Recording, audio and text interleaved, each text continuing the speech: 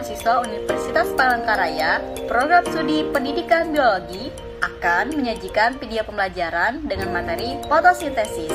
Perkenalkan, kami dari kelompok 1 dengan anggota saya sendiri, Pega Priya Ardiani dengan NIM 2030 2020 90 29. Selanjutnya, anggota saya Belinda Friliani dengan NIM 20 30 20 20 90 20. Saya Tasya Trihappy dengan NIM 20 30 20 20 90 26. Saya Janatul Huda dengan NIM 20 30 20 20 90 28. mata kuliah Strategi Belajar Mengajar Biologi dan dengan dosen pengampu Ibu Dr. Yula Miranda MPD.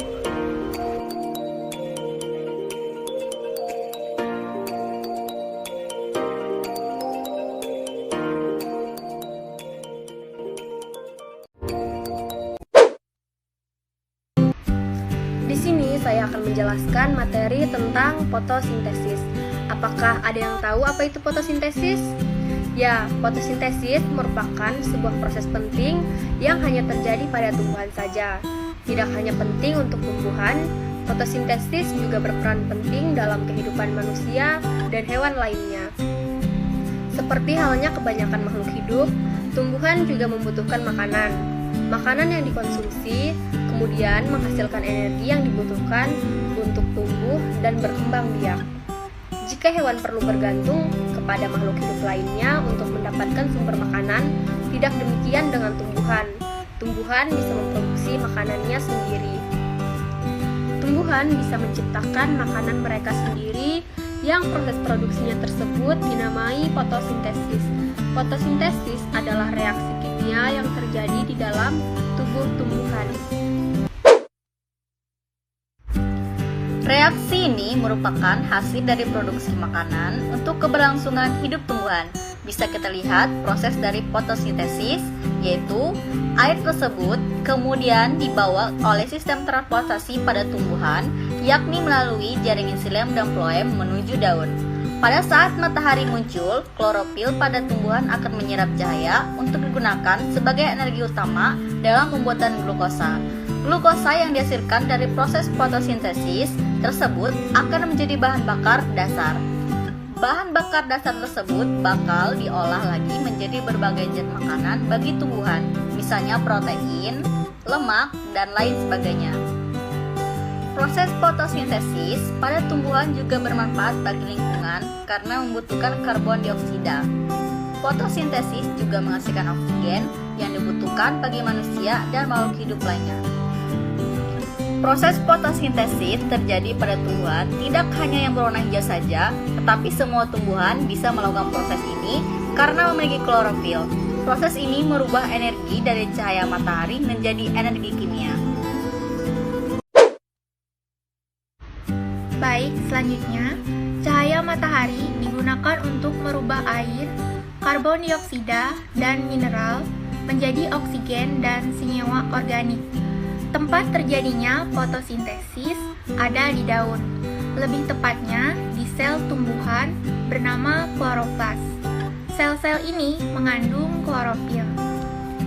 Perlu kita ketahui, reaksi kimia fotosintesis adalah suatu proses secara alamiah di dalam jaringan tumbuhan yang memanfaatkan air H2O dari dalam tanah dan gas karbon dioksida CO2 dari udara dengan melibatkan energi cahaya.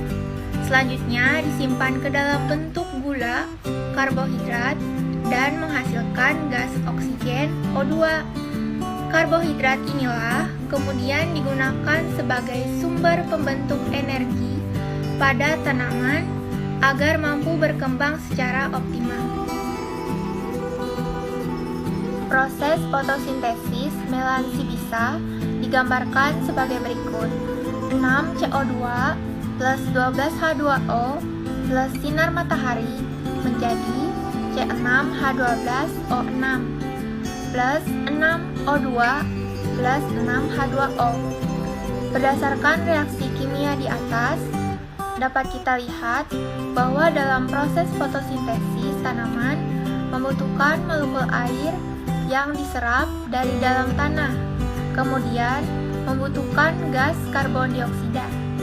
Dengan bantuan sinar matahari, kedua molekul tadi membentuk molekul glukosa atau kompleksnya adalah karbohidrat dan gas oksigen. Selanjutnya, karbon dioksida yang ada di udara masuk melalui stomata yang ada di daun. Akar tumbuhan menyerap air dari dalam tanah, kemudian membawanya ke daun. Di dalam daun, karbon dioksida dan air diproses oleh sinar matahari. Hasil dari proses fotosintesis tersebut berupa glukosa, oksigen, dan air. Oksigen yang dihasilkan tumbuhan kemudian dilepaskan melalui stomata. Oksigen tersebut bisa dinikmati oleh makhluk hidup lainnya seperti manusia dan hewan. Sedangkan glukosa akan didistribusikan ke seluruh bagian tumbuhan. Glukosa yang tersimpan dalam tubuh tumbuhan bisa menjadi sumber bahan makanan untuk makhluk hidup lainnya. Hewan herbivora dan omnivora memanfaatkan tumbuh-tumbuhan sebagai sumber makanan baik pokok maupun sekunder.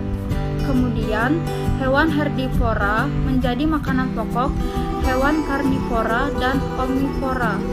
Jika tumbuhan tidak berfotosintesis, maka rantai makanan akan terganggu dan hewan atau makhluk lainnya akan mati karena kekurangan makanan.